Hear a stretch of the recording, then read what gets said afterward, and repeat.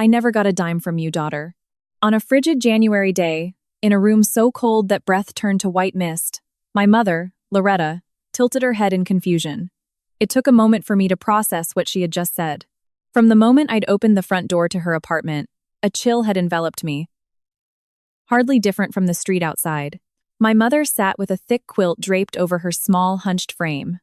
Over her warm sweater, she wore a worn-out cardigan. The thermostat on the wall was dark, the furnace clearly off. "Is the furnace broken?" I asked in a panic, reaching for the controls. My mother let out a quiet laugh. "No, it's not broken. The heating bills are just too high, so I try not to use it. But it's freezing in here. You'll catch a cold. It's all right. If I dress warm, it's bearable. And if I drink some hot water, it warms me up from the inside." Her lips were slightly blue as she spoke. Deep wrinkles lined the hands clutching her mug, and her fingertips were cracked and red. Unable to bear it any longer, I went to the kitchen and opened the refrigerator. Inside was only a container of cottage cheese nearing its expiration date, some wilted collard greens, and half a jar of pickle relish. There was no meat, no fish, not even any fruit or sweets. I knew her Social Security check was only about $900 a month.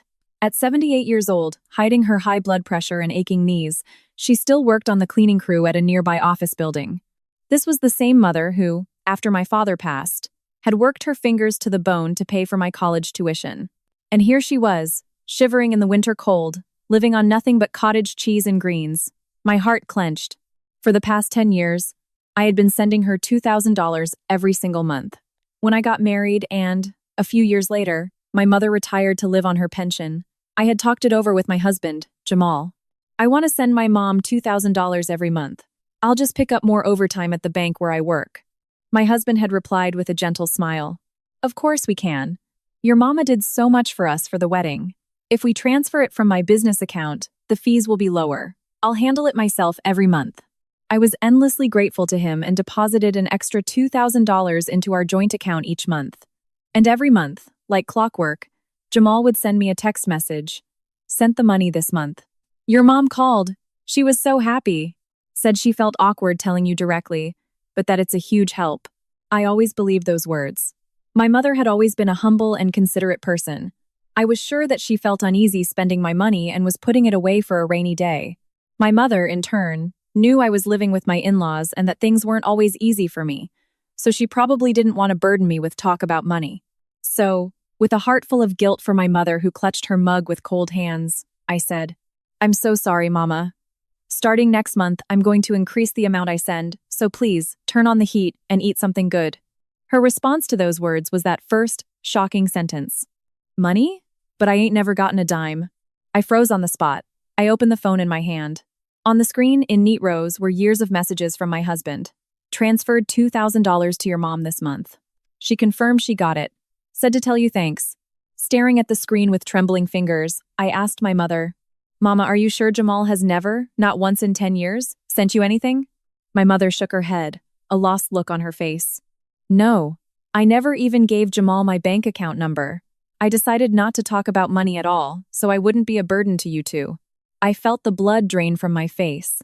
My husband hadn't just lied about the transfers. He had fabricated the phone calls from my mother. $2,000 a month, $24,000 a year, $240,000 over 10 years. The money I had worked so hard for, so my mother could live in a warm room and eat well. Not a single dollar had ever reached her.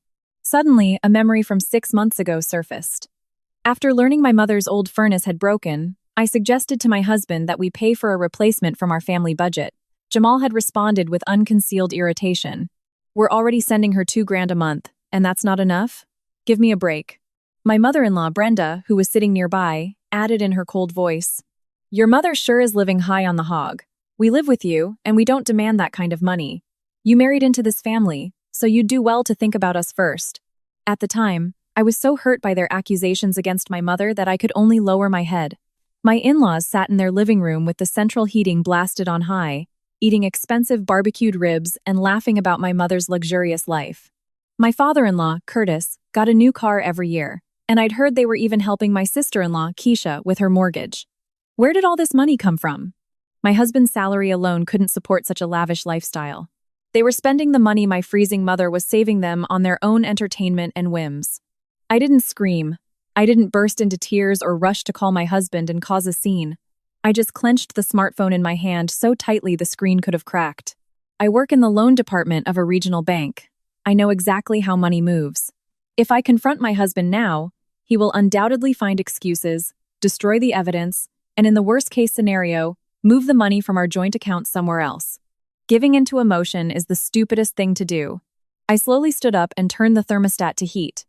Setting the temperature to maximum, I made sure warm air began to flow through the room.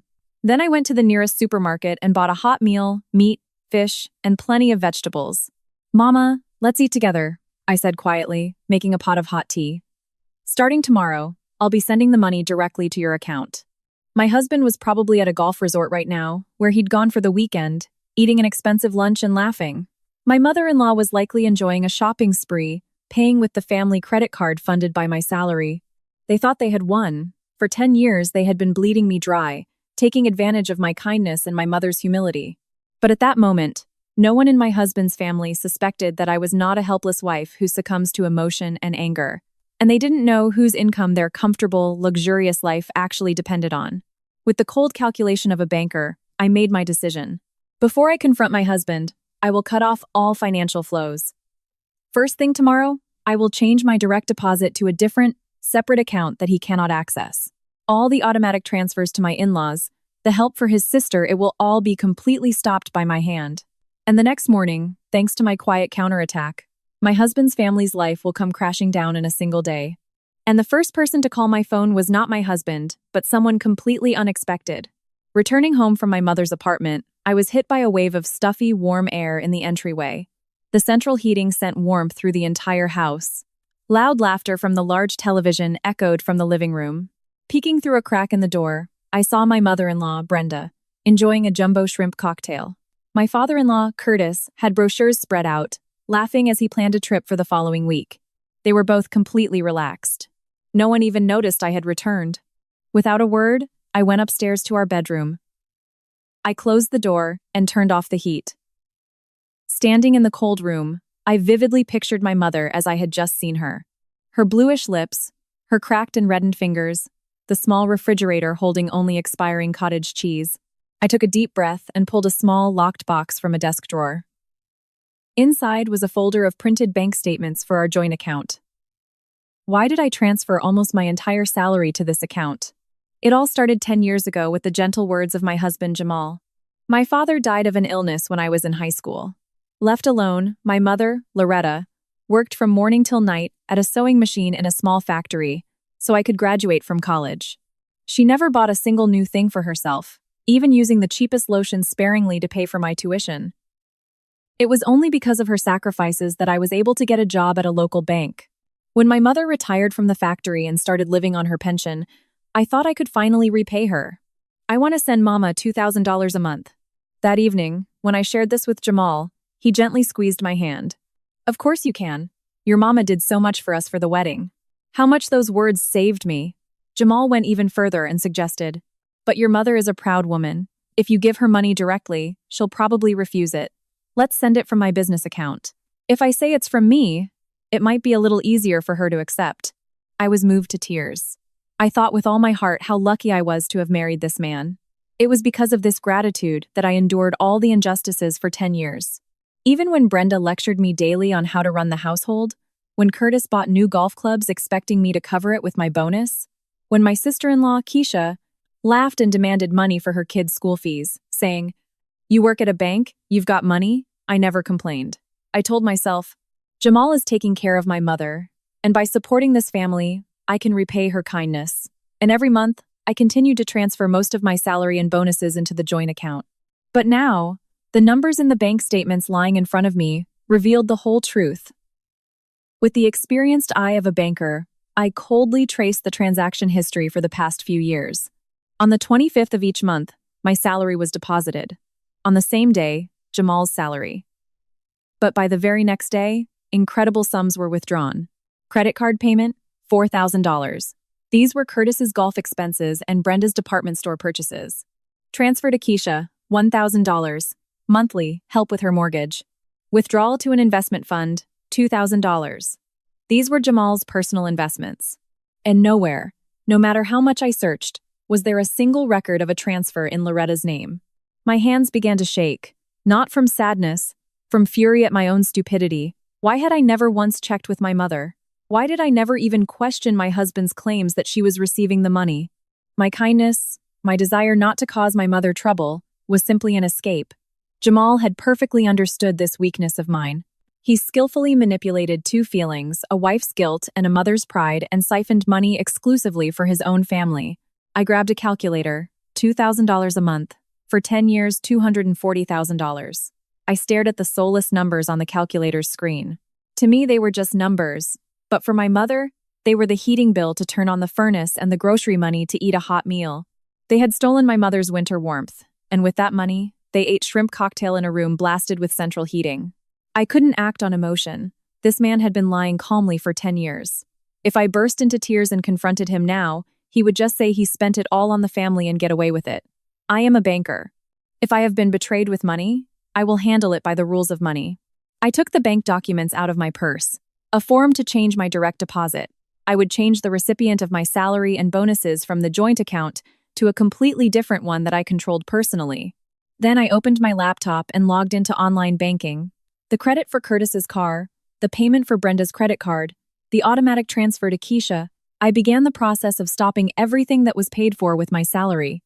My fingers no longer trembled. I could feel, on the other side of the screen, the thick arteries supplying my husband's family being severed one by one. Finally, I completed the setup for a monthly transfer of $2,000 to my mother's account, directly from my name. Around 10 o'clock at night, I heard a taxi pull up to the house. The front door opened, and along with the smell of alcohol, Jamal's contented voice rang out. "Yeah, the golf game today was something else. Dad, we'll go together next time." From the living room, I could hear Curtis and Brenda laughing. It was the picture of a perfect, happy, and wealthy family. But they didn't know. The foundation upon which this happy life was built had just been completely pulled out from under them. Tomorrow, there would be no money for the scheduled expenses. The money that was supposed to be deposited into his sister's account would never arrive again. I turned off the light in my room and quietly closed my eyes in the darkness. What would their faces look like tomorrow? The morning when a decade of lies would come crashing down was very near. The next morning, a Monday, breakfast was the same as usual. On the table were the expensive smoked salmon Brenda had bought and thick slices of bacon. I silently poured Curtis a cup of hot coffee. "Imani, the coffee's too hot," Brenda frowned disapprovingly. "Curtis doesn't like to burn himself. Be more considerate. And the salmon is a little overcooked today. You've ruined such a good product." Normally, in this situation, I would have quietly looked away and apologized. I thought that avoiding conflict was the only way to keep the peace in the family. But this morning, I just stared silently into Brenda's face. The silk pajamas she wore, the expensive silverware Curtis used, this spacious and comfortable dining room with its expensive heating, all of it was paid for by my salary. However, my in-laws didn't know that I was shouldering most of this family's expenses, because my husband, Jamal, had lied to them, telling them his income was more than enough. "I'm sorry. I'll be more careful next time," I replied curtly, suppressing my emotions. There was no point in arguing with them now. Just then, Jamal came downstairs, already dressed in a suit. He sat down at the table in a good mood and began to eat. "Dad, about that spa trip next week. I upgraded the room on my card. A suite with a private treatment room." "Oh, thank you, Jamal. You're a truly dutiful son," Curtis said, his eyes crinkling, while Brenda smiled happily. "Imani, you should take a page from my book and care more about your parents," Jamal told me proudly. "Oh, by the way, Loretta called yesterday." My heart gave a cold leap. Jamal continued his fabrication without batting an eye. "Your mama said that with the money I sent her, she finally bought a new coat. She says she'll be warm this winter now, thanked me up and down. She must have been so happy she called me directly." I just tightened my grip on my cup a little more. Hot coffee sloshed over and burned my fingers slightly. But I showed no pain. That room I saw yesterday at my mother's house, the turned-off furnace, the wilted collard greens, and the expiring cottage cheese, my mother's blue lips, as she shivered under a quilt. How could this man, who had stolen her money, smile so naturally? In that moment, small oddities from the past began to fit together like a puzzle in my head. For several years, whenever I said I wanted to visit my mother, Jamal was always against it. "Your mom is busy too. You'll just be a burden showing up unannounced. I'll call and see how she's doing. You just take care of the house." Playing the role of a caring husband, he had skillfully deprived me of the opportunity to meet with my mother directly. When I planned to visit her for Christmas or other holidays, his family always had some plans. "You married into this family, so our family gatherings take priority. That's just how it is." He distanced me from my own home like this. It was all to prevent the lie about the money transfers from being exposed. I almost felt sick with my own foolishness, but I held it in. "I'm leaving for work." I left the house as usual and headed to the bank where I worked. Sitting down at my desk in the loan department, I immediately opened my computer, and I checked the balance of my new account. On the screen, my salary for the month was clearly displayed. Then I checked the balance of the old joint account. Only Jamal's salary had been deposited. However, the amount was surprisingly small. Jamal's company had been doing poorly, and his salary had been significantly reduced for several years. This small salary of Jamal's, almost immediately after being deposited, went almost entirely to paying the larger part of the mortgage and the car loan. That meant there wasn't a single dollar left for the utility bills, Brenda's family card payment, and the assistance for Keisha's family, all of which were supposed to be withdrawn today. I began to study the withdrawal history for the last few years more closely. Not trembling with anger, but with the cold reason of a banker, I followed the numbers. And then I noticed one strange fact. Every month on the 27th, $2,000 was automatically transferred to a certain investment company. This was the same amount I had been adding to the account for my mother. Jamal was transferring the money meant for my mother to his own investment account. The money I earned through hard work wasn't going to keep my mother warm, but to my husband's vanity and his gambles in the market. But the oddities didn't end there. Delving deeper into the history, I discovered withdrawals every 6 months to an unfamiliar company. A quick search of its name made me hold my breath. It was a payday loan company, and not just one. Jamal had boasted to his relatives that he was supporting them with his earnings. He probably also pretended to be a successful investor. But in reality, he was not only spending my salary but also covering the shortfalls with loans. He was likely borrowing to cover his investment losses. And the source for repaying these debts was also the money I was transferring. He lived in luxury with my money, paid off his debts with my money, and played the part of a dutiful son with my money, and my mother was freezing in a winter room. This was the true nature of the family I had believed in for 10 years. The soulless string of numbers on the screen told the whole story of their vile greed. The clock hands showed 10 in the morning, the time when the banking system simultaneously processes various automatic withdrawals and transfers. Due to the lack of funds in the joint account, all of Jamal's family expenses failed at that moment. My salary had not been deposited, and this day marked the beginning of their end. No one would ever take money from my mother again. I looked at the smartphone lying next to my desk. It was only a matter of time before they noticed something was wrong. And at 10:05 a.m., the screen lit up brightly, and a shrill ringtone sounded. The name displayed was not Jamal or Brenda. It was a call from the person first affected by the change in my direct deposit. The name flashing on the smartphone screen belonged to my sister-in-law, Keisha. Keisha was Jamal's younger sister. She lived in a neighboring town and received $1,000 a month from my salary to help with her mortgage. I took a deep breath and answered the call. "Hello, Imani?" Keisha's irritated, high-pitched voice came through the phone. "What's the deal?" "The money from my brother that was supposed to come on the 10th didn't come through." Without taking my eyes off the computer screen, I replied, "So it didn't come through." "Don't give me that "so it didn't come through." I have to pay for my son's tutoring today, and my brother won't pick up his phone no matter how many times I call. "You're at the bank. Can you check if there's some kind of system error?" Keisha didn't even try to hide her entitled attitude. She was convinced her brother was helping them because he had a high salary. It never crossed her mind that the source of this money was my salary. "Even as a bank employee, I can't just check family members' accounts," I said flatly, "and I don't think it's an error. There probably just weren't enough funds in the account for the withdrawal." "Not enough funds?" "You're lying. My brother's a department head. Ask Jamal directly." With that, I quietly ended the call while Keisha was still shouting something into the phone. Before, I would have apologized, trying not to upset my sister-in-law. But there was no need for that anymore. After the call, I felt a stare on me and looked up. The head of the loan department, Andre, was looking at me. He was one of the few who knew I had turned down promotions several times because of family commitments. "Imani, you look pale," Andre said, walking over to my desk and speaking quietly. "Take the afternoon off today. You have plenty of unused vacation days." "But I have a meeting this afternoon." Anyone can handle the meeting, but no one can live your life for you. Andre glanced at the countless numbers on my computer screen. He might have guessed I was dealing with my personal accounts. Imani, you're one of the sharpest people protecting this bank's numbers. So you can't pretend you don't see the numbers in your own life. Go and get your affairs in order. Those warm words eased some of the tension that had built up in my chest. I nodded in appreciation, grabbed my bag, and left the bank. I headed home. The suburban neighborhood was quiet and deserted during the day. The clock showed 1 in the afternoon. My mother-in-law Brenda and father-in-law Curtis went to their church group every Monday afternoon, so no one should have been home. I unlocked the door with my key and quietly went inside. I had returned for one reason only, to find physical evidence, like loan agreements and investment statements, that Jamal must have been hiding. The account statements alone weren't enough to prove what he was spending the money on. I needed irrefutable proof before going to a lawyer.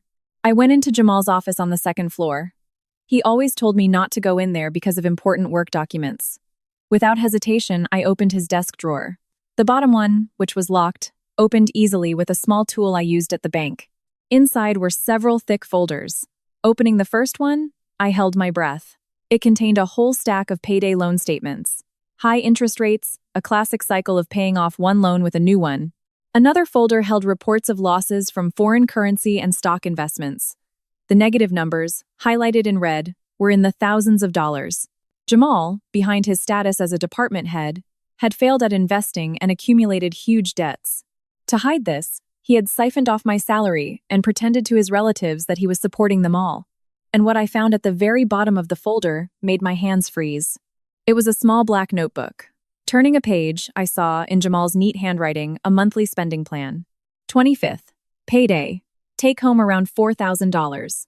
Of that, $2,000 to investments, $1,000 to Keisha, the rest to parents' card. The money from Imani for Loretta, $2,000. Take for myself. This is for my pocket money and debt payment. My mother's name was written down simply as a source of funds. Even worse, there was a note in the margin. Imani won't argue if I bring up her mother. If I make up some story about her mother being grateful, it keeps her happy. The fingers holding the notebook trembled. 10 years. 10 years I had lived, working hard, saving, enduring my mother-in-law's rebukes. My husband didn't love me or even consider me a family member.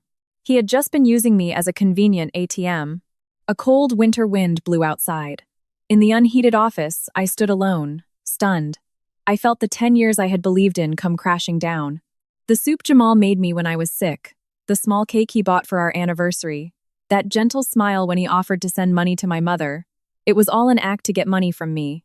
In my soul, the love and affection for my husband completely froze along with that cold winter air. I didn't cry out. For a man not worth the tears, I would not shed another one. I photographed the notebook, the debt statements, and the investment reports with my smartphone, and hid the originals deep in my bag. Now, no matter how much he lied, he couldn't get away with it. As I was about to leave the office with all the necessary evidence in my bag, I heard the front door lock click on the first floor. Did my in-laws, who should have been at their church group, come back for something? I tiptoed to the landing and looked down. But standing there was someone completely unexpected. "Mom, I know you're here. Your shoes are by the door." A clear, cold voice. It was my daughter, Nia, who I thought was living on her own. It was a weekday, and as a nurse, she should have been at the hospital. Why was she here, in her scrubs, at this time? Nia looked up at the stairs and pierced me with a sharp gaze. These were not the eyes of my usual gentle daughter. In her hand, along with her apartment keys, was an old, familiar folder of bank statements. "Mom," Nia said in a choked voice. "I stopped by Grandma's after my night shift." The moment I heard that, my heart lurched. In that unbelievably cold room, Grandma told me everything. "Dad, what has he done?" A fire I had never seen before burned in my daughter's eyes. The lie that had been hidden for years was finally revealed to her as well. The collapse of Jamal's family was starting much faster than I had anticipated. "Mom, what does all this mean?" Nia stood in the cold entryway looking up at me. The fatigue from her night shift was gone. Her face was pale. With cold hands, she clutched Loretta's old folder of bank statements. I slowly descended the stairs and stood before Nia. "Nia, where did you get those bank statements?" "There was a nice bakery open on my way home from my shift, so I bought a cake and took it to Grandma," Nia began in a broken voice. When I opened the door, it was colder inside than it was outside. Grandma was wrapped in an old quilt. Her hands were shaking, and she was just drinking hot water. When she saw the cake I brought, she cried with joy. Large tears rolled down Nia's cheeks. I asked her, "Dad was supposed to be sending you $2,000 every month, but she said she's never seen that money, that she never even gave him her account number. Mom, why is it so cold in that house? Why is Grandma only eating cottage cheese?" Her desperate questions felt like a sharp knife plunging into my chest. Because I had turned away from the truth, because of my weakness and my desire to avoid conflict, my mother had suffered, and now my daughter was crying so bitterly. I couldn't even hug Nia. I just stared at the floor in shame. "I'm sorry. I was so stupid." I raised my head and led Nia into the unheated living room. "Nia, look at this." I took out Jamal's black notebook and the debt statements I had found in his office from my bag. With teary eyes, Nia began to flip through the pages. It detailed how my salary had gone to my in-laws' luxury and to pay off Jamal's debts. "The money from Imani for Loretta, $2,000, take for myself. This is for my pocket money and debt payment." The moment she saw that line, the sadness on Nia's face turned to cold anger. "Dad, he was stealing money from Grandma? Not only stealing it, but he kept lying to me that Grandma was happy." Nia threw the notebook onto the table. "Unbelievable. These people are disgusting." At that moment, the phone in Nia's coat pocket rang. The screen lit up with the name Dad.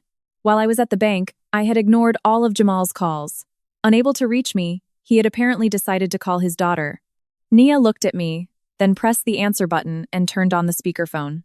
"Hello? Nia?" Jamal's irritated voice came through the speaker. "Did you hear from your mother? That woman went behind my back and changed her direct deposit." "So what if Mom changed her account?" Nia replied calmly. "What do you mean, so what? The family expenses can't be paid, and Keisha's mortgage can't be paid either." Jamal shouted as if it were perfectly normal, without a hint of remorse. And then he said something that cut me to the core. "I'm over here working, providing for everyone, and all she thinks about is her own mother. Ungrateful woman. You need to talk to your mother, set her straight." Those short words stabbed me in the chest. How much I had sacrificed over these 10 years, not buying clothes for myself, enduring my mother-in-law's reproaches, giving my entire salary for the family. He used my money to pay his debts, to play the part of a dutiful son to his parents, and yet to Jamal, I wasn't even someone to be grateful for, just an ungrateful woman. I bit my lower lip hard, swallowing the emptiness that rose in my throat. But Nia spoke before I could. She didn't shout or cry. In an icy voice, she said to Jamal, "Dad, I was at Grandma's house this morning." On the other end of the line, we could hear Jamal catch his breath. "It's winter, and the heat wasn't even on, and Grandma said she never received a single penny from you." No, that's..." Nia's confident voice instantly faltered. "No, Nia. That's not right. I spent it on my parents' medical bills. Enough with the excuses." Nia decisively pressed the end call button. After a short beep, silence once again filled the living room. Nia placed the smartphone on the table and looked directly at me. "Mom, stop enduring this. These people are not family. I'm on your side. Let's help Grandma together." What a great reward those words were for me. For years, I had been afraid that revealing the truth would destroy my daughter's family. But my daughter was grown and had learned to distinguish right from wrong. My ally was here. "Thank you, Nia." I stood up, gathered all the evidence from the table, and put it in my bag. I no longer had a shred of attachment to this house. "Let's hurry. Your grandparents will be back from their church group soon." The two of us left the house where I had lived for 10 years. As I locked the front door, a notification came to my smartphone. It was a message from the lawyer I had contacted. "Review of account history complete. You can come to the office anytime." Nia and I exchanged a look and nodded. We were headed to the law firm. The preparations to confront them with reality, not through emotional fights but through evidence and numbers, were complete. Meanwhile, at an ATM near Jamal's home, something strange was happening. Brenda, planning to stop by the department store after her club meeting, was trying to withdraw cash for expenses. That's strange. Why won't it work? Brenda inserted the joint account card into the ATM again and again, but the screen just indifferently displayed the words, "Insufficient funds." The money Brenda had taken for granted had suddenly vanished without a trace. The sound of a decade-long life of lies beginning to crumble was drawing inexorably closer. The lawyer's office was in a quiet building, a little off the main road from the station. Entering the conference room, my daughter Nia and I sat across the table from an elderly lawyer. He was a man in his 60s, calm and composed. He spent a long time carefully examining the copies of the bank statements and Jamal's black notebook that I had brought. The only sound in the room was the ticking of a wall clock. Finally, he raised his head and sighed deeply. Imani, his voice was quiet, but there was a clear anger in it. This is not just a family squabble or a disagreement about money. Your husband, using the pretext of helping your mother, has systematically defrauded you of your money. The lawyer pointed to a page in the notebook. He spent this money to pay off his own debts and for his parents' amusement. Furthermore, he deliberately arranged family events to prevent you and your mother from communicating directly and to distance you from each other. This is long-term, planned, and extremely malicious economic abuse. Hearing those words, tears streamed from my eyes. They were not tears of sadness. It felt as if a tightly wound string had snapped, and the heavy silt that had settled at the bottom of my soul began to pour out. "But I'm a banker," I said in a trembling voice, covering my face with my hands. I kept turning a blind eye to the numbers in my own home. I never even bothered to ask my mother directly. I've been blaming myself this whole time for being so foolish to be deceived. But the lawyer gently shook his head. "You didn't check because you trusted him. The one who didn't check is not at fault. All the blame lies with the one who, knowing he was trusted, continued to lie for 10 years. You have nothing to blame yourself for, not one bit." Nia, sitting beside me, rubbed my back. "It's not your fault, Mom. You always worked so hard for our family." My daughter's warm hands and the lawyer's words lit a small flame in my soul. It was the moment my life, which had been denied for 10 years, was finally validated. "Well then, now that we've dealt with the emotions, let's move on to specific countermeasures," the lawyer said, gathering the documents. Changing your direct deposit and stopping the automatic transfers was the perfect start. As of today, your husband can no longer touch your income. Next is to secure the joint assets and prepare for a legal separation. The lawyer's explanation was crystal clear. Assets acquired during the marriage are legally divided equally. However, Jamal's debts from payday loan companies, taken without my knowledge, were his personal liabilities, and I was not obligated to cover them. Moreover, I could demand compensation for the $240,000 he had swindled from me as part of the asset division. Your opponent will panic. He will try to persuade you or even threaten you, but you no longer need to speak to him directly. I will handle all further contact from now on, the lawyer nodded firmly. I wiped my tears and looked forward with determination. There was no need to look back anymore. After leaving the law firm, Nia and I took a taxi to my mother's place. On the way, we stopped at an appliance store and bought a large, fast-heating electric space heater. Then we went to the supermarket and bought fresh vegetables, tender beef, fresh seafood, and many other groceries. At 5 in the evening, when I opened the door to my mother's apartment, I was once again met with a chill, almost indistinguishable from the street outside. "Mama, we're home," I called out, and Loretta peeked out from the back room. In her hands, she clutched an old scarf I had worn in my youth. "Imani? And Nia too? What are you doing here at this time?" Instead of answering, we placed the newly bought heater in the middle of the room and immediately turned it on. An orange light glowed, and warm air quickly filled the space. Loretta's eyes widened in surprise. "Oh no, such an expensive thing. The electricity bill will be huge." Loretta rushed to turn it off, but I firmly stopped her with both hands. "Mama, you don't have to worry about the electricity bill anymore. I've arranged it so that starting tomorrow, $2,000 will be deposited from my account into yours every month. So from now on, keep the heat on all day." Loretta, looking at my serious face, glanced around in confusion. Nia, having taken the groceries to the kitchen, said, "Grandma, we're having gumbo tonight. I'm putting lots of crab and shrimp in it for you." "Gumbo with crab and shrimp? Such a luxury. It's a sin." "It's no sin at all," I said, taking my mother's small, chapped hands in mine. "This is just a small part of the money you should have been able to spend these past 10 years to live in a warm room. I'm sorry I didn't notice sooner." Large tears rolled down Loretta's cheeks. "Imani, Nia." The three of us had dinner together for the first time in a long time in the warming room, the smell of meat simmering in the pot, laughter and exclamations of, "This is so good!" I could feel my mother's hands gradually getting warmer. For me, this was an incomparable, true satisfaction. In the winters to come, my mother would no longer have to be cold. That alone convinced me that my decision was absolutely right. When it got dark, Nia and I left my mother's house. Starting today, I would be staying in a nice extended stay hotel. Nia also returned to her own apartment. Left alone in the quiet room, I took out the smartphone that had been on all day. Looking at the screen, I saw the expected sight. Missed calls, 58. The screen was filled with an incredible number of notifications. 15 from Brenda, 20 from Keisha, 23 from Jamal. The clock showed 9 in the evening. From morning until afternoon, all the automatic withdrawals that supported their lives had failed due to lack of funds. Brenda, unable to withdraw money at the department store. Keisha, unable to pay for the tutoring. And Jamal, whose debt payment had been declined. I opened my messenger, and a flood of angry messages from Jamal poured in. Where are you? Answer your phone. Why wasn't Dad's car payment made? Did you change your direct deposit without permission? Change it back immediately. Keisha is crying. Do you think this family is a joke? I scrolled through the messages one by one with a cold gaze. In the past, seeing this would have made my heart pound, and I would have frantically called back with apologies. But now, there was no fear, no rush, no guilt. There was only a quiet coldness, as if I were watching a farce. Do you think this family is a joke? I wanted to throw those exact words back at him. Who was it that was eating strawberries and laughing while my mother, unable to turn on the heat, was freezing in the winter?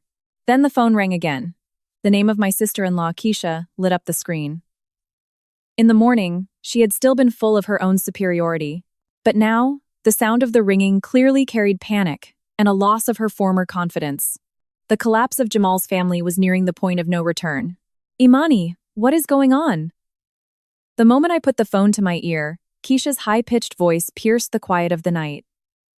The condescending tone from the morning was gone. There was only clear panic and confusion. I just got a call from the bank. The mortgage payment was declined. The money from my brother didn't arrive, so there weren't enough funds in the account. And my son's school yelled at me for not paying for his winter program. I looked at my reflection in the window pane. In the past, hearing a voice like that would have made my stomach ache, and I would have panicked. Keisha's life is falling apart. My sister-in-law will hate me. I used to be afraid of that, and, sacrificing myself, would have scrambled to find the money. But now, I was surprisingly calm. So it didn't go through. I'm asking you why. I can't reach my brother, his line is always busy. You did something at the bank, didn't you? Change it back immediately. I took a sip of cold tea and replied calmly, I didn't do anything. I just changed the recipient of my salary to my new personal account. I simply stopped my deposits into the joint account. On the other end of the line, I could hear Keisha catch her breath. Your salary? What are you talking about? The money in that account is what my brother earned. My brother is a department head. That's why he helps us. Keisha genuinely believed this.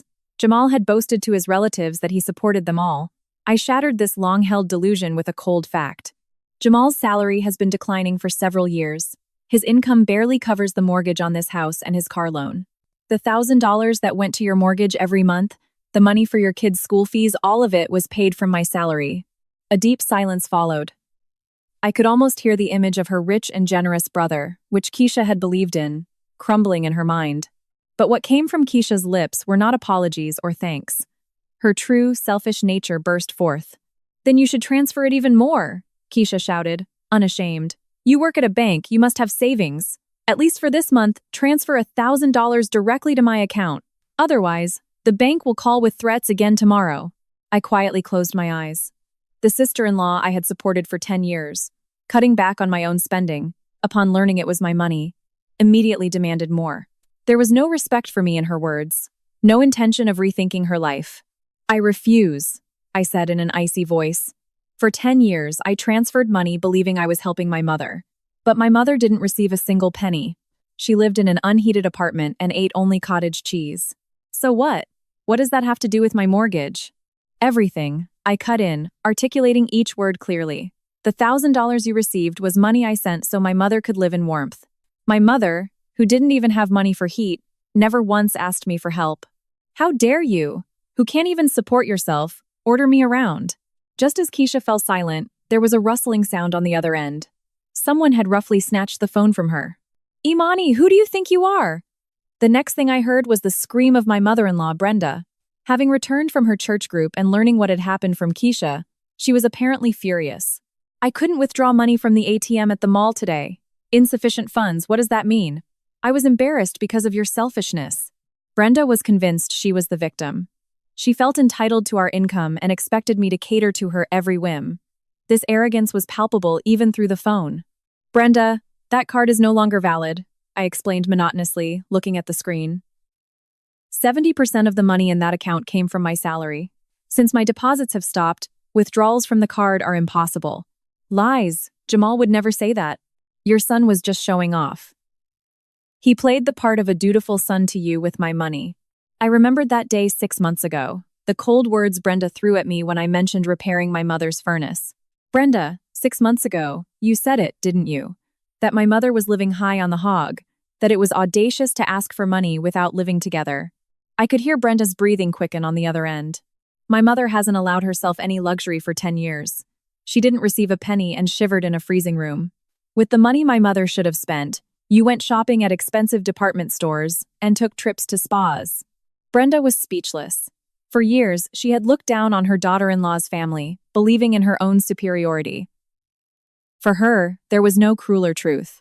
Their luxurious life was built on the salary of the daughter-in-law she despised and the sacrifices of her mother.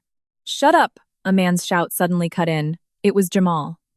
Keisha must have called him in tears, and he had rushed over to his parents' house. "How dare you talk to my parents like that?" Jamal's voice trembled with anger, but at the same time, there was a clear panic in it. His lie had been completely exposed to his entire family. The debts, the dependence on my salary, the fact that the money for his dutifulness to his parents was entirely mine. "Jamal," I called my husband calmly, ignoring his shouting. "Did you tell your mother and Keisha the truth? That you deceived me and misappropriated the money meant for my mother? That you spent it to cover your investment losses and pay off your debts?" "Shut up, don't talk nonsense." Jamal raised his voice, but there was no strength in his words anymore. I could hear Brenda and Keisha holding their breath on the other end. "Whether it's nonsense or not, we'll find out when we look at the evidence," I said, looking at the copy of the black notebook in front of me. "Tomorrow, after work, I will come to your house. Have your parents and Keisha be there too. Are you seriously trying to destroy this family?" "I'm not the one who destroyed the family," I retorted. "You are, the one who deceived me and my mother for 10 years. With that, I hung up without waiting for Jamal's reply, and immediately turned off my phone. In the returning silence, I took a long, deep breath.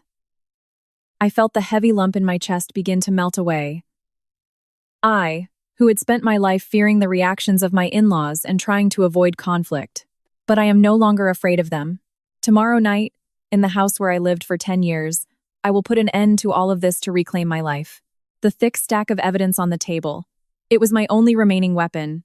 The next evening, the living room of Jamal's house would be enveloped in an unprecedentedly heavy and cold atmosphere. The next day, during my lunch break, I saw a familiar man in the lobby of the bank where I worked. It was my husband, Jamal. He was in his work suit, impatiently tapping his foot as he waited for me. When I appeared, he strode towards me, oblivious to those around us. "Imani, come here." He tried to grab my arm, but I calmly took a step back and dodged him. "This is my workplace. Please don't shout." "And who do you think forced me to come here?" Jamal said, lowering his voice and cornering me in a discreet spot. His eyes were bloodshot, his tie slightly askew. "You've been ignoring my calls since last night. Do you have any idea what you've done? Dad's car payment didn't go through. Keisha is in tears. Can you imagine how embarrassed I am?" Jamal spoke as if he were the victim. In his mind, there was only one thought. His wife had shamed him. I calmly looked at his crooked tie. I had given him that tie for his last birthday, bought with my bonus. He was demanding my money from me while wearing a tie purchased with my salary. The scene struck me as unbearably comical. "You took family money and moved it to your own account without permission? That's the same as theft. If I wanted to, I could hire a lawyer and sue you." Jamal thought that I, being ignorant of the law, would be frightened.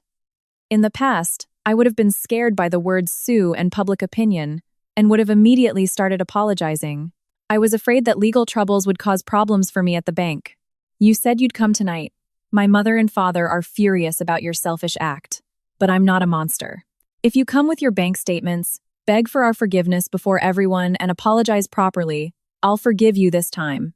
He was absolutely confident in his superiority. The pride of a sales department head wouldn't allow him to admit that his wife had gone against him. "And if you're stubborn, I'll seriously file for divorce, Jamal said, as if playing his trump card. Where will you go at 55 after a divorce? Without my earnings, what will you live on in your old age? You'll be out on the street with your broke mother. Fear of being alone, worries about starting over at my age. He thought I was like those women who, bound by these fears, continue to endure injustice. Jamal had hit these weak spots precisely. He expected me to burst into tears and beg, "I'm sorry, please don't leave me." He was sure that seeing a divorce petition would make me panic and restore the direct deposit. But there wasn't the slightest flutter in my soul. The numbers and evidence I had reviewed with my lawyer yesterday held me firm. Divorce? I repeated the word quietly. Where will I go at 55 after a divorce? You don't need to worry about that. I'm a banker. I can calculate and provide for my own retirement and old age funds. A flicker of confusion crossed Jamal's face. He was puzzled that I was not only unafraid but had answered him with a defiant look. Are you serious? Don't you dare change the direct deposit on your own. Aren't you ashamed to be blackmailing your family? Jamal finally raised his voice. A few customers and employees in the bank lobby turned in surprise. But I, without breaking eye contact, looked directly at Jamal. I didn't cut off the money on my own, I said clearly in a cold voice. I just separated the money I earned with my own sweat and blood from your debts and your family's luxury. It was my salary and my mother's warm winter that were being held hostage. I've checked everything. Your 10-year-old lies about the transfers, and the payday loan debts you took on because of your failed investments. I will tell your parents and Keisha all about it tonight. All the blood drained from Jamal's face in an instant. He couldn't have imagined that I had found evidence of his debts. Wait, what debts? Who told you such nonsense? Whether it's nonsense or not, we'll find out at the family meeting tonight. I gave a short nod, turned, and walked back to the loan department. A pathetic voice called out from behind, "Imani, wait!" But I didn't look back once. At 5 o'clock, after finishing work, I said a brief goodbye to my department head, Andre, and left the bank. Stay strong, he nodded as I left. Buoyed by his words, I walked quickly towards the station. The winter evening was falling fast, and it was already dusky outside. A cold wind hit my face, but my steps felt surprisingly light. In my bag were copies of the bank statements for the last 10 years, Jamal's black notebook, and the debt statements. Everything was perfectly organized as per my lawyer's instructions and constituted irrefutable proof. Walking the familiar path from the station to Jamal's house, I said goodbye to my past self, to the me who cried in the corner of the kitchen after my mother-in-law's rebukes, to the me who scrimped on a winter coat to pay for my father-in-law's car repairs, to the me who, trying to be the perfect daughter-in-law, cleaned the house every day and stood at the stove for all family gatherings, to the me who sighed as I went to the ATM, to withdraw money for my sister-in-law's endless demands, and most importantly, to the foolish me who blindly believed my husband's lies, oblivious to my mother's freezing. Tonight, I would put an end to all this injustice.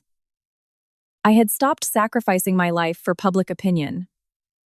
The rest of my life would be dedicated to my own dignity and my mother's peaceful old age. The imposing gates of Jamal's house came into view. The porch light was brightly lit, and warm light poured from the living room windows.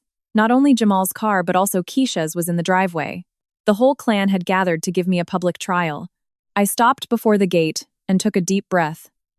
The cold air filled my lungs, and my head cleared.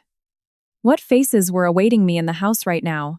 Brenda, seething with anger, and thinking of how to punish her insolent daughter-in-law. Curtis, choosing his words for a lecture to his daughter-in-law. Keisha, impatiently waiting for me to transfer the money. And Jamal, who didn't know how much of his lie had been exposed. They didn't yet suspect that the legs of the chairs they were sitting on were already broken at the base. I gripped the handle of my bag tightly and pressed the doorbell. Ding-dong.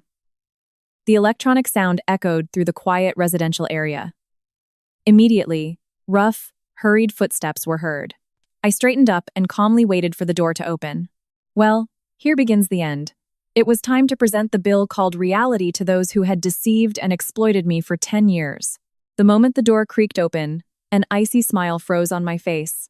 I was about to watch, from the best seat in the house, as the color of my mother-in-law's face changed in a matter of minutes. "How dare you show your face?" Brenda's face, as she opened the door, was contorted with rage. Normally, I would have said, "I'm sorry I'm so late," and looked away submissively. But today, I silently stepped inside and walked into the living room. Jamal's entire family was gathered there. Curtis sat in the center of the living room, his arms crossed. Keisha sat on the sofa, one leg crossed over the other, impatiently tapping her foot. Jamal stood in a corner, leaning against the wall. When I entered the room, no one even acknowledged me. The air was thick and heavy, as if I had been brought to trial. Curtis broke the silence with a heavy voice. Imani, do you even realize what you've done? Going behind my back to manage the family account on your own? Neither Keisha's mortgage payment nor the loan for my car went through. Brenda chimed in. Do you have any idea how embarrassed I was at the department store today? I couldn't get cash at the register, and the cashier was looking at me funny.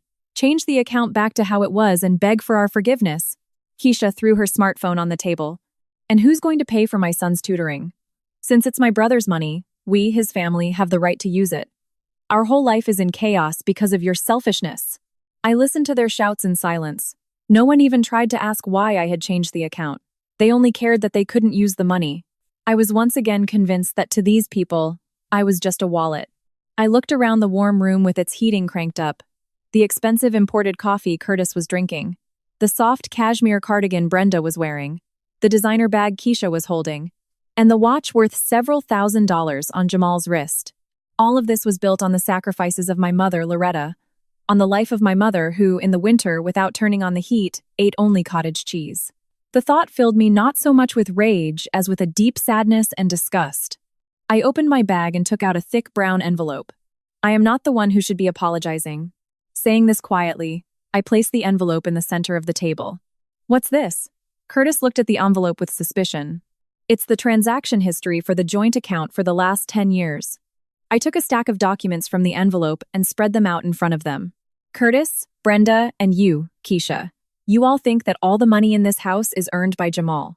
You believe that Jamal, with his high salary, is supporting all of you. Of course he is. Curtis raised his voice.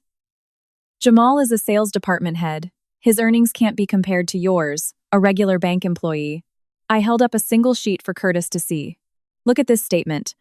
About 70% of the monthly deposits into the joint account come from my salary. Jamal's salary has been steadily declining for several years. His income only covers the mortgage on this house and his car loan. Silence fell in the living room. Curtis, putting on his glasses, stared at the numbers on the document. Brenda looked over his shoulder with a look of disbelief. My name was clearly printed there, along with a large sum of monthly deposits. It can't be, Brenda whispered in a trembling voice. Jamal said he was the one earning it. Your son was just showing off, I said, looking at Jamal standing in the corner. Jamal, pale, averted his gaze. My mother-in-law's shopping sprees, my father-in-law's golf trips and travels, the help with Keisha's mortgage, paying for my nephew's tuition, all of it was paid for with my money. That's why, as soon as I changed my direct deposit, your life fell apart in a single day. Keisha gasped. The help she had taken for granted came from the daughter-in-law she despised. Realizing this fact, all the color drained from Keisha's face. She understood the shameful delusion she had been living in. But the reality I presented to them did not end there. But I'm not angry because you used my money. I placed another stack of documents on the table. The problem is the $2,000 I additionally transferred every month for 10 years. 2,000? Curtis asked in confusion. 10 years ago, I started entrusting Jamal with $2,000 a month to send to my mother, Loretta. He himself suggested it, saying the fees would be lower through his business account. I calmly explained how much I had trusted and been grateful to my husband. The joy of knowing my husband was taking care of my mother helped me endure all the rebukes in this house. I put up with all the unfair demands trying to please your family. $2,000 a month, $24,000 a year, $240,000 over 10 years. I gave that money, without buying clothes for myself, so my mother could live in a warm place and eat well. $240,000, Brenda cried out, stunned by the amount. Keisha froze with wide eyes. However, I said quietly but clearly, my mother has not received a single penny in these 10 years. The air in the living room completely froze. Curtis, Brenda, Keisha, all speechless, stared at Jamal. They, who had laughed at my mother's luxury, were now probably beginning to realize that they themselves had been living on that $240,000. My mother lived in an unheated apartment and ate only cottage cheese and greens. Even with her aching knees, she continued to work part-time, trying not to be a burden to me. She never even gave Jamal her account number. And for 10 years, he lied to me that he had transferred the money and that my mother was happy. Hey, Jamal, Curtis called his son in a trembling voice. Is this true? You, Imani's mother's money. No! Jamal jumped forward in a panic. Sweat beaded on his forehead, his hands trembled slightly. I spent it on the family. On my parents' medical bills, on helping Keisha, on home repairs. I had no choice. As the head of the family, I had to provide for everyone, and I just had no other way. Jamal began to play the part of a tragic hero. To protect the family, he had to use his wife's money. He wasn't the one to blame, but his demanding family. A look of relief flickered across Curtis and Brenda's faces. Their son's actions were wrong, but if he did it for them, then there were mitigating circumstances. Exactly, Imani, Brenda interjected immediately. Jamal was trying his best for this house. Yes, he handled the money incorrectly, but in the end, it benefited our family. I cut Brenda off coldly. For the family? To protect this house? A bitter smile appeared on my face. This man, who had deceived me for 10 years, still thinks he can get away with such a cheap lie. I was amazed at his audacity. Do not lie. It was time to present the final piece of evidence. The proof that would shatter Jamal's lie that he had spent the money on the family. I took the black notebook and the statements from the payday loan companies out of my bag. This is what that $240,000 really went to. Not for the family and not for the house. The whole truth is right here. The moment I opened the notebook, the last drop of color drained from Jamal's face. His other, secret life, which he had so carefully hidden. When his parents and sister found out about this, they would face unprecedented despair. Stop! Don't show them! Jamal, his face transformed, lunged at me with an animalistic roar. But I calmly took a step back and dodged him, and I slid the open notebook right under Curtis's nose. Curtis, please read it yourself, I said coldly, so that Jamal could no longer act out. His own handwriting details exactly what he did for the family. Curtis, with trembling hands, adjusted his glasses and stared at the page. There, in Jamal's neat handwriting, was a monthly spending plan and horrifying revelations. 25th. Payday. Take home around $4,000, Curtis read in a hoarse voice. The money from Imani for Loretta, $2,000. Take for myself. This is for my pocket money and debt payment. Hearing these words, Brenda, who was looking over his shoulder, gasped. Curtis continued reading. Imani won't argue if I bring up her mother. If I make up some story about her mother being grateful, it keeps her happy. I'll tell Mom and Dad it's my money. As long as I give them money, they'll praise me anyway. The air in the living room completely solidified. The notebook contained no love for his family, no suffering of a family head. There was only the calculated, cruel nature of a man who exploited his wife's guilt, stole from her mother, and manipulated his parents' vanity. Jamal, you thought of us like that too? Curtis held the notebook with trembling hands. Brenda was in such shock she collapsed onto the sofa. To them, Jamal was their pride and joy. They genuinely believed he was a reliable, dutiful eldest son who provided them with a luxurious life. But this son had been laughing at them behind their backs, seeing them as simple people who could be controlled with money. No, Dad, it's just notes. Jamal desperately tried to explain, but no one was listening to his cracking voice. Without giving him a break, I laid out more evidence on the table. Here is the real reason Jamal was siphoning money every month. On the table lay loan statements from several payday loan companies and transaction reports from a brokerage firm. Red numbers indicating losses stretched on and on. Jamal has been heavily involved in foreign currency trading and stocks for several years and has suffered huge losses, I explained in the cold voice of a banker. To cover these holes, he took out more and more loans from payday loan companies. His current debt is around $60,000. $60,000, Keisha cried out. To protect the family? No, that's not it. I looked directly into Jamal's eyes. You just used my mother's money and mine to hide your gambling failures. Without my salary, you would have been bankrupt long ago. Jamal had no more words to argue. He fell to his knees and clutched his head. The pathetic end of a man who, just minutes before, had boasted that he earns and provides for everyone. One piece of paper I presented. Just one, and the castle of lies built over 10 years came crashing down. The dutiful son, the high-earning department head, it was all an illusion, propped up by my salary. All the color drained from Curtis's face. He finally began to understand the position he was in. Wait, Imani. Curtis suddenly changed his tone and spoke in a pleading voice. I understand that Jamal did something stupid. I'll have a stern talk with him. But if you cut off the money now, how will we live? I still have my car loan and the house renovations aren't finished. Yes, yes, Brenda chimed in, coming to her senses. We're family. Let's just forget about it. Jamal's debts can be paid off if we take a little from your bonus. And I'll call your mother myself and apologize. Listening to my in-laws, I felt a deep sense of despair and astonishment. Even after learning of their son's betrayal, their first concern was their own expenses. The pain of my mother, who had lived in a freezing room for 10 years eating only cottage cheese, didn't move them at all. Curtis, Brenda, I said in a voice devoid of any emotion. You still don't understand. I am not going to cover Jamal's debts. And I will never resume deposits to the joint account. I will spend my salary on myself. Keisha jumped up in a panic. Wait, what about our mortgage? And my son's tuition? If my brother can't pay, then you'll pay, right? You've been paying all this time, you can't just suddenly stop, that's irresponsible. I slowly shook my head, looking at Keisha. Your mortgage should be paid by you and your husband. The fact that you've been paying with my money until now was abnormal in itself. You are the irresponsible ones, those who, unable to provide for yourselves, leached off someone else's salary. Leached? Keisha turned red with anger, but I didn't argue with her. I have already contacted a lawyer. At the word lawyer, the air in the room grew even colder. Jamal flinched and raised his head. Lawyer? Are you seriously planning to divorce me? Yes. The divorce agreement and a claim for the division of assets will be sent to you by registered mail from my lawyer. I took a business card from my bag and placed it on the table. From this moment on, I refuse any direct contact. If you have anything to say, convey it all through the lawyer. I stood up, holding my head high. Thank you for these past 10 years. And now, please enjoy your wealthy retirement on the income of your own son, Jamal. As I turned to leave, I heard Curtis's desperate groan behind me. They had finally understood. The warm house, the delicious food, the luxurious trips they had taken for granted, all of it would disappear forever from this moment on. A son in debt, elderly parents, and a sister who had lost her support.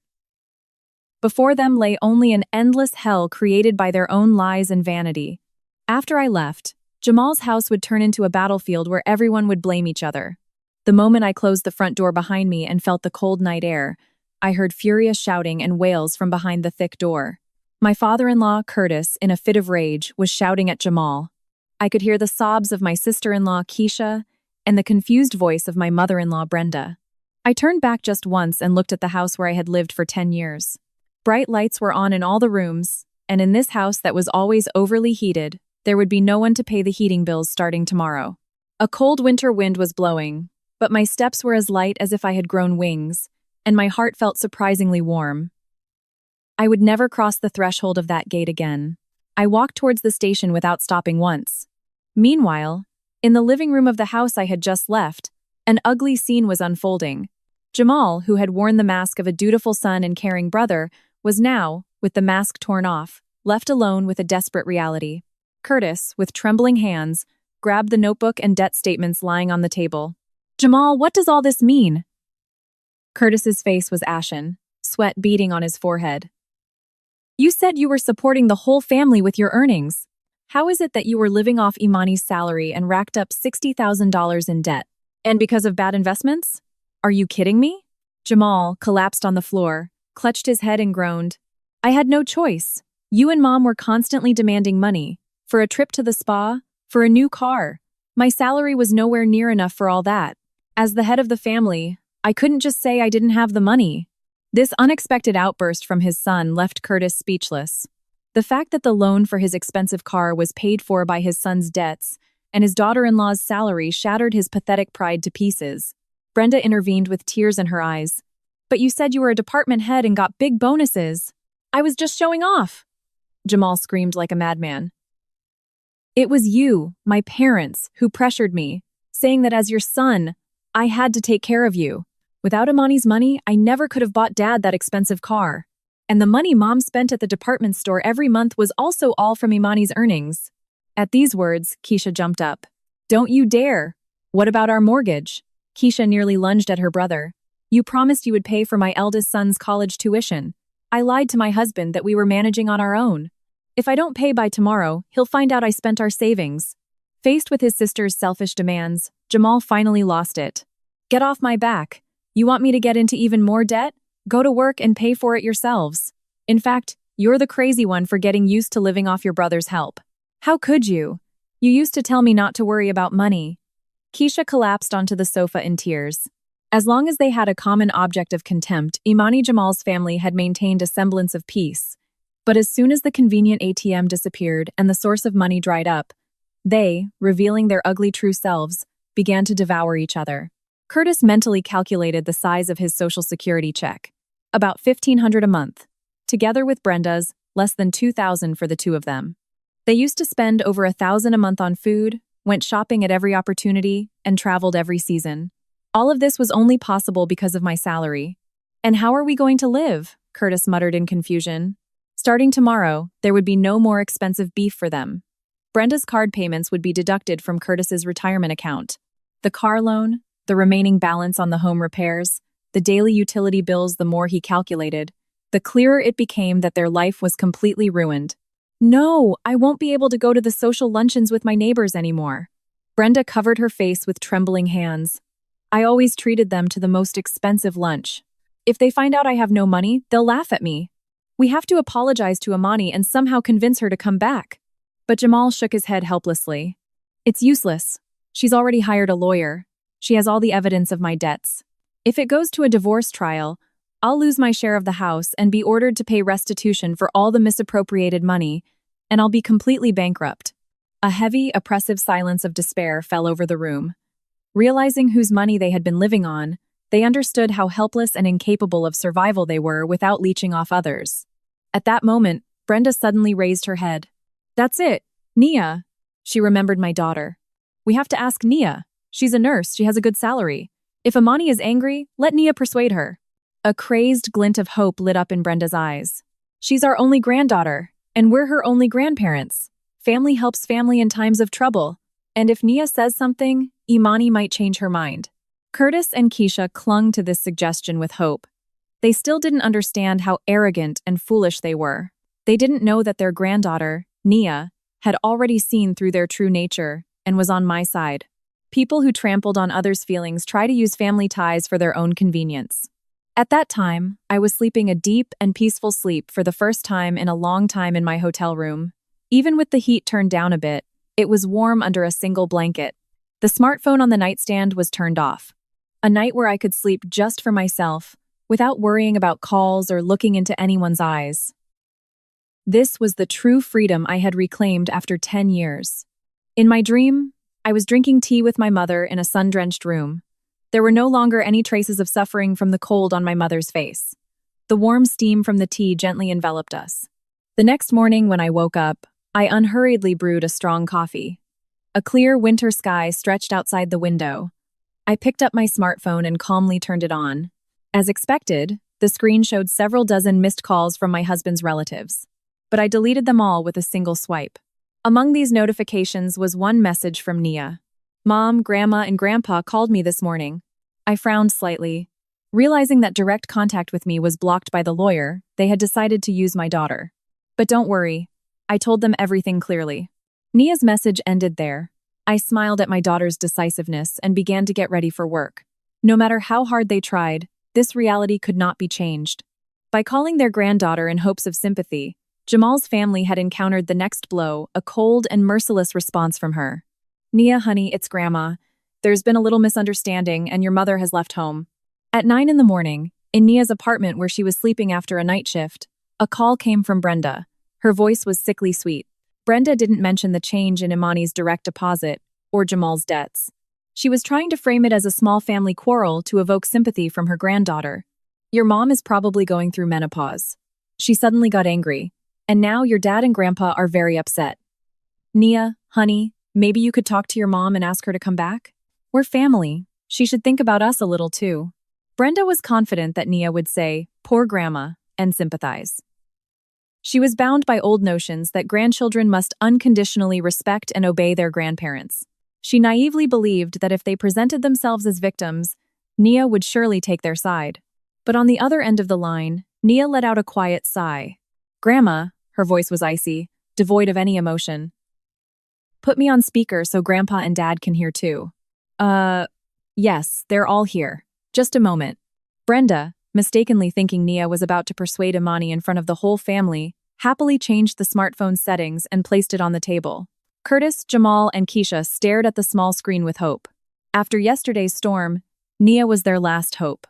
"Can you hear me, Nia, honey?" "I can hear you. Grandpa and Dad are there too, right?" Nia began in a monotone. "I stopped by Grandma Loretta's yesterday after my night shift." At those words, the movements of the three gathered around the speaker froze. The expectant look on Brenda's face slightly twisted. The room was as cold as it was outside. Grandma Loretta was wrapped in an old quilt. Her hands were shaking. In the refrigerator, there was only cottage cheese and some pickles. Nia's words hung heavily in the quiet living room. "Tell me, Grandma Brenda, you were eating expensive barbecue in a room with the central heating blasted on high yesterday, right?" "Well, that's," Brenda stammered. Curtis quickly leaned towards the smartphone. Nia, that's a misunderstanding. We thought Jamal was paying for everything himself. We really didn't know it was Imani's money." "So you tell Imani that we're not to blame." Curtis was desperately trying to prove his innocence. They were victims, deceived by their eldest son, and therefore deserved forgiveness. He believed that if Imani restored the account, everything would return to the old, peaceful, and prosperous life. But Nia's cold voice mercilessly cut off these excuses. "If you didn't know, does that mean you can do whatever you want? Grandpa, you've always looked down on Mom. She married into this family, so she's obligated to give money, obligated to run the household. And you all laughed at Grandma Loretta together, calling her poor and wasteful." Curtis held his breath.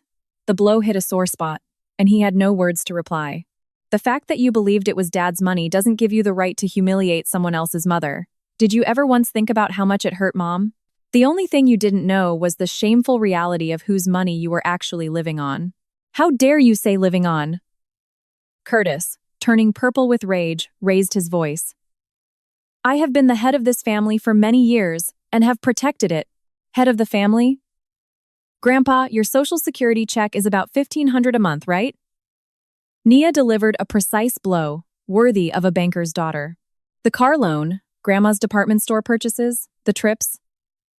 If you do the math, it's clear your pension isn't enough for that. You just didn't want to see the reality. It was convenient for you to leech off Mom's money and feel important." "Leech? Nia, honey, how can you say that?" Brenda started to cry. "How are we going to live now? We have no money. Nia, honey, you're a nurse. You have a salary. Help us just a little bit." Finally, Brenda got to her main point, begging for money. If the daughter-in-law's salary was unavailable, then she had to switch to the granddaughter's salary. The pathetic and sad essence of a person accustomed to living at someone else's expense. Nia took a deep breath. "Grandma, I'm not giving you a single penny. My salary will go towards my own future and to helping Grandma Loretta and Mom. You have Dad and Aunt Keisha. Let your own children take care of you. You love to talk so much about Dad being the provider. Now let him provide." Nia, wait." Jamal couldn't take it anymore and shouted, "I have debts. I can't support my parents. Please, convince Imani. Otherwise, we'll all go bankrupt." But Nia was unyielding. "Dad, for 10 years, you took not only money from Grandma Loretta, you took away her chance to live in a warm room in the winter, to enjoy delicious food. You will bear the full weight of that sin yourselves.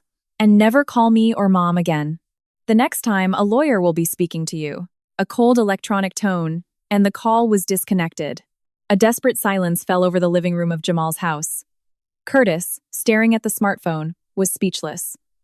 Brenda, covering her face with her hands, collapsed to the floor and sobbed.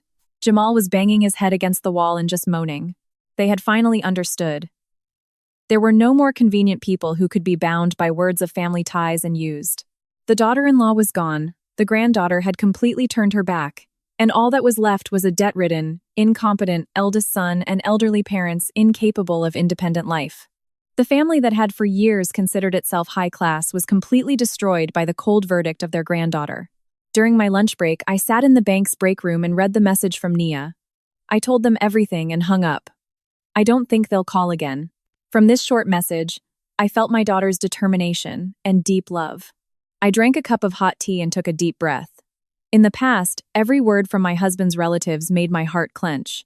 I thought that if I upset them, I would have no place in the house. But now, I feared nothing. My daughter was on my side. I could protect my mother and provide her with a warm room. These two facts filled my soul with an incomparable satisfaction. After lunch, I had an appointment with my lawyer. Now began not an emotional conflict, but a cold, business-like procedure according to the law. Jamal's debts, the division of joint property, and the return of the $240,000 stolen under the pretext of helping my mother. In the evening, I left work early and went to the lawyer's office. A thick folder of documents was already on the conference room table. The lawyer greeted me with a quiet smile. Imani, we have completed the investigation of your husband's hidden assets and confirmed all transfer histories. Thanks to the black notebook and the account statements I provided, Jamal's excuses became impossible. The lawyer's experienced eye had perfectly deciphered the malicious intent hidden behind the numbers. Moreover, he had found a decisive fact that was in my favor. Your husband will claim in the divorce proceedings that he spent the money on the family, but when he sees this statement, he will be speechless. The moment the lawyer placed that document on the table, I realized once again how deeply Jamal had been lying. The reason he had deceived me was not just vanity and helping his parents. A few days later, I took a day off and came to the law firm. A cold January sky stretched outside the window. In the quiet, heated conference room, I looked at the hot tea offered to me. Just a few days ago, I was living my life looking into my husband's eyes and trying to please his family. But now, I had no anxiety, no doubts. Having learned the truth and saved my mother from the cold, my soul was filled with an unprecedented deep and quiet determination. A little later than the appointed time, the heavy door of the conference room opened with a creak. Without a greeting, my husband, Jamal, entered with a disgruntled face. His tie was askew, and dark circles were under his eyes. With his accounts frozen, he had run out of money for living expenses, and his relatives were probably hounding him daily. There was no trace of the former grandeur with which he had ruled the family and considered himself the head. But even so, he still tried to save face in front of his wife. "You hired a lawyer, put on a show here," Jamal said, eyeing me before slumping onto the sofa with a thud. "I was just trying to make ends meet for the family. And I spent Imani's money because it was needed for Dad's medical treatment and home repairs. I didn't misappropriate it. Because you cut off the money on your own, my parents might end up on the street now." He was still trying to portray himself as an awkward man who wanted to protect his family. He thought that if he threatened me with his parents' well-being, I would surely give in out of guilt. However, my lawyer and I had anticipated all his possible excuses. The lawyer, without changing his expression, calmly interrupted Jamal. "Your claim of for the family has no legal standing." The lawyer took several documents from the thick folder and placed them in front of Jamal. "These are statements from your personal investment account and loan agreements from several payday loan companies." Jamal froze. Sweat broke out on his forehead, and he stared at the numbers on the documents. "The $240,000 that Imani transferred to help her mother, you misappropriated and spent to cover your investment losses and pay off personal debts. What's worse, you used Imani's salary as collateral and continued to take out new loans." The lawyer listed the facts in a cold voice. "You lied about the purpose of the transfers, falsified reports to continue receiving money. This goes beyond family financial problems and is considered fraud." Jamal took a deep breath and, looking away, desperately searched for an excuse. "But it was hard for me too. The roof repair on my parents' house was a huge expense, and if I hadn't used Imani's bonus, they would have been left under a leaking roof. The roof repair, Jamal had told me this story 3 years ago, begging for help. The roof at my parents' house is leaking. They're on a fixed income, they can't afford it, we have to help." I believed him and gave him my entire year-end bonus for the repair. Jamal then told me his parents had cried with gratitude, but the lawyer shook his head defiantly. "We checked on that repair too." The lawyer placed another document on the table. "These are the payment documents from the construction company that repaired your parents' house. The actual cost of the repair was only $5,000. "What?" I couldn't help but exclaim. Jamal flinched and, blushing, lowered his head. "The remaining $25,000 was not paid to the construction company. It was transferred directly to your personal investment account." The lawyer's low voice echoed through the conference room. "You not only deceived Imani, but you also used your own parents' home repair as a pretext to misappropriate money." I quietly closed my eyes. The dutiful son, the caring husband. All the words he used to describe himself turned out to be dirty lies. This was the moment of complete exposure. He had gambled away not only my money but also the trust of his own parents. Curtis and Brenda are probably still bragging about how their son completely paid for their new roof. It never occurs to them that their pride and joy had skimped on the repair and pocketed the difference. No. I wanted to invest it temporarily, grow it, and then return it. Jamal's excuses no longer made sense. His voice trembled, and sweat streamed down his forehead. This was the true face of the man who had behaved so arrogantly in the family, looked down on my mother, calling her poor. I slowly opened my eyes. I felt no anger, no sadness. There was only a coldness, as if I were looking at this man's comical figure through a pane of glass. Jamal, I called him calmly, without raising my voice. Jamal looked at me fearfully, pleadingly. I believed I was helping my mother. I believed you were taking care of her, and I was even grateful to you. And for 10 years, you betrayed my trust with a smile. Imani, no, Jamal tried to reach out across the table, but I stopped him with a cold stare. You said, when I changed my direct deposit, are you turning your back on family? I threw his own words, which he had shouted at me, back at him. I didn't say I was turning my back on family. I said that now you, as their own son, must support them with your own income and under your own responsibility. But I can't, Jamal cried, almost weeping. I have debts. I don't know how I'll support my parents or even myself. Please, Imani, change your mind about the divorce. Without your salary, we'll all be ruined.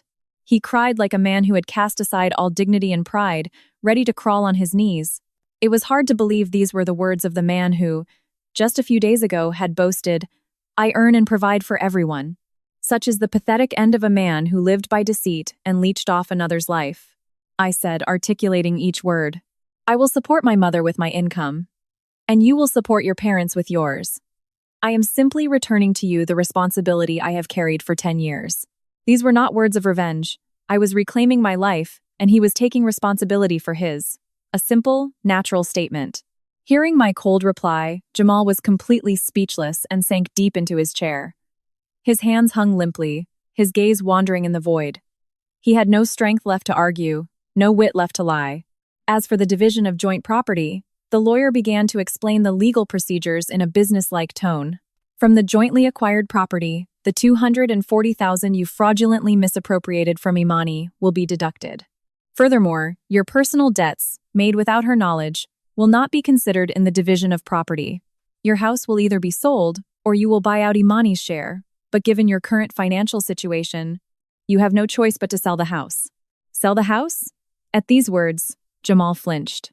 That spacious, impressive house with expensive central heating, the house that Curtis and Brenda were so proud of, that Keisha constantly visited, would pass into someone else's hands. Starting tomorrow, they could lose even the roof over their heads. I can't tell my parents to get out of the house, Jamal muttered in despair. I felt not a shred of sympathy for him. He had not once in 10 years sympathized with my mother, who shivered from the winter cold. The divorce proceedings went entirely according to my lawyers and my plan. The day Jamal would sign the documents was near. The collapse of Jamal's family, accompanied by legal procedures, was becoming an irreversible reality. And I, as a banker, was about to make one big decision for my future life. On the day the divorce agreement was signed, a heavy, cold silence hung in the lawyer's conference room. Jamal, sitting across from me, was no longer shouting. All the feigned importance with which he had tried to pressure me a few days ago had completely vanished. Unshaven stubble, a crumpled suit, a vacant stare. The lawyer slid the divorce and property division agreement towards him. In cold letters, the loss of his share of the house, the obligation to return the $240,000 I had intended for my mother, and the condition that he would pay all his personal debts of $60,000 himself were spelled out. There were no loopholes for excuses. If you agree with the terms, please sign and date. Prompted by the lawyer's business-like voice, Jamal slowly picked up the pen. His right hand, holding the pen, trembled slightly. It took him an incredibly long time to write his name. After writing a few uneven letters, he placed the pen on the table and exhaled deeply. He never once said "I'm sorry" to me until the very end. There were no tearful apologies, no falling to his knees. There was only the empty expression of a man who had lost everything. When the world of a person who has lived only for vanity and pride crumbles, there are no loud screams. He simply shrinks silently under the weight of his own foolishness. The divorce was officially finalized, and Jamal's family's assets were mercilessly sold off. To pay off his debts and compensate me, that impressive house was sold. All his vaunted investment instruments were closed out at rock-bottom prices. Curtis and Brenda had to leave the expensive, overly heated house that they were so proud of. On the day of the eviction, I was told, Brenda packed expensive cashmere coats and designer bags, bought with my salary, into cardboard boxes to take to a consignment shop. Curtis's expensive car, for which he could not make the payments, had long been repossessed. The fact that even the roof repair he had bragged about to all his relatives turned out to be a pretext for theft had completely broken their pride. All they had left was their pension, about $1,500 a month for the two of them. Their new apartment was an old, cramped one-bedroom with a 40-year history. The shopping trips at the mall that Brenda loved so much and the elegant lunches with her neighbors, all of that was gone. The fear of being ridiculed by those they had looked down on, if their poverty became known, forced them to live quietly, cutting all ties. By leeching off my money, they had finally learned their true level. A few days before the house was handed over, I received a long message from Keisha. Unable to reach me by phone, she had put her final demand in writing. Imani, I really didn't know about my brother's debts. I'm sorry. It started with an apology. But then her selfish nature immediately showed through. We're also barely making ends meet since the help stopped. I understand you can't forgive my brother. But couldn't you help at least with my eldest son's tuition? His future is at stake.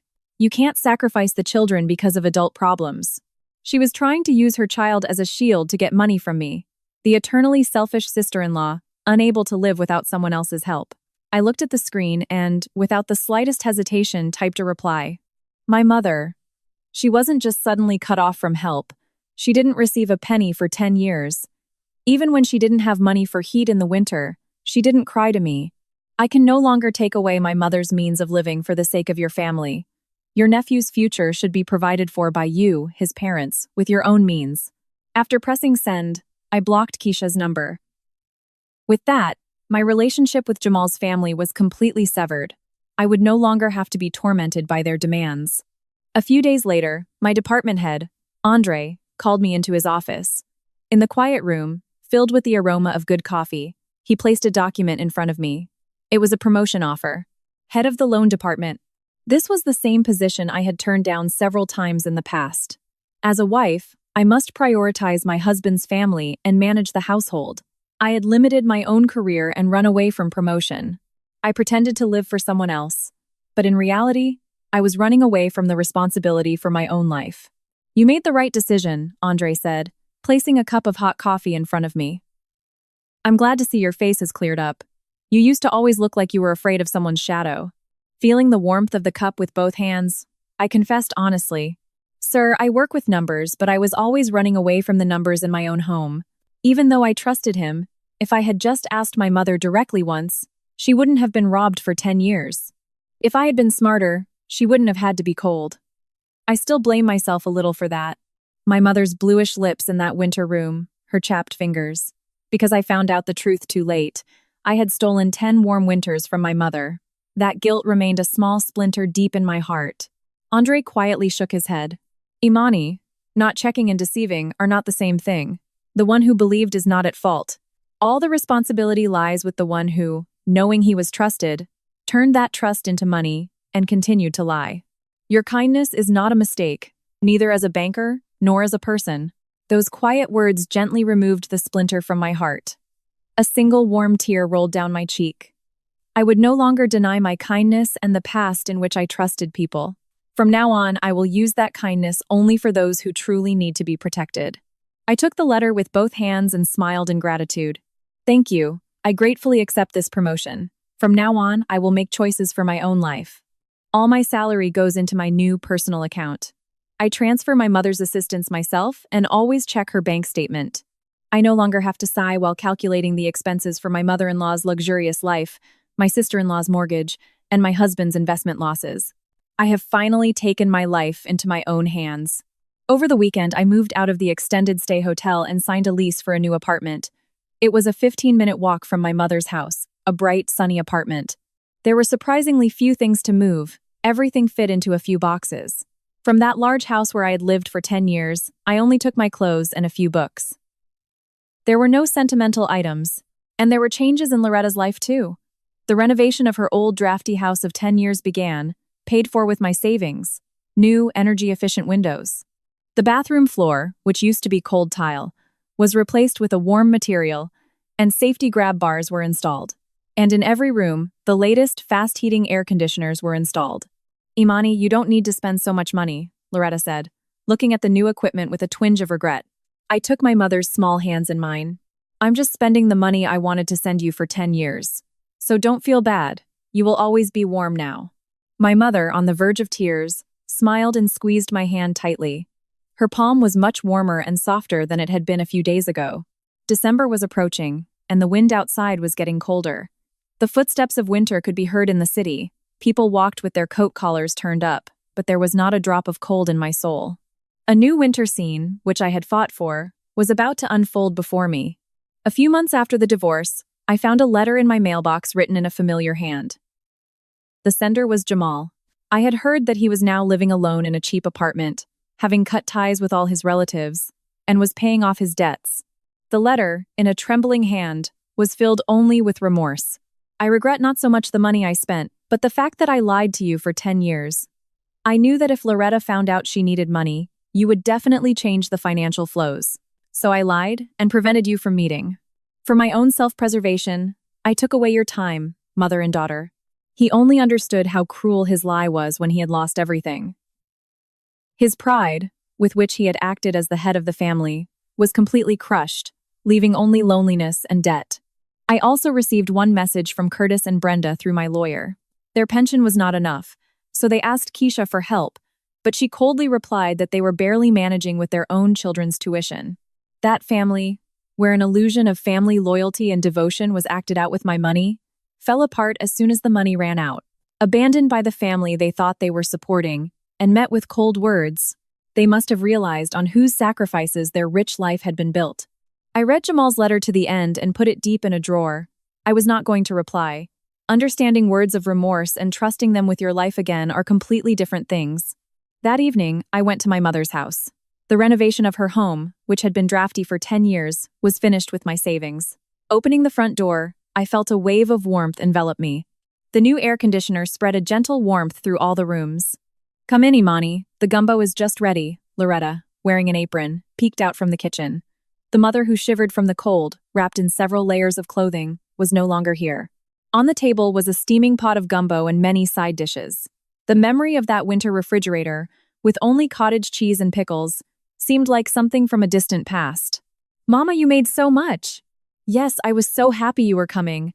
I even put in extra crab and sausage. We ate hot gumbo in the warm room. The taste of the rich broth and the aroma of vegetables filled my mouth. In the bright room, there was laughter and exclamations of, "This is so good." Loretta, a little embarrassed, said, "Imani, it was cold today, so I turned on the heat this morning. The electricity bill will probably be a little higher. Don't worry about that. The most important thing is that you are warm." These were ordinary, everyday words. But the moment I heard them, a warmth spread through my chest, and I couldn't help but cry. 10 years, when Loretta felt guilty even for turning on the heat. The time when my mother endured cold, pain, and ate only cottage cheese could not be returned. No amount of money could buy back the winter hours she had lost. But in the winters to come, I would never let her be cold under a cold sky again. I could protect my mother's warmth with my own hands.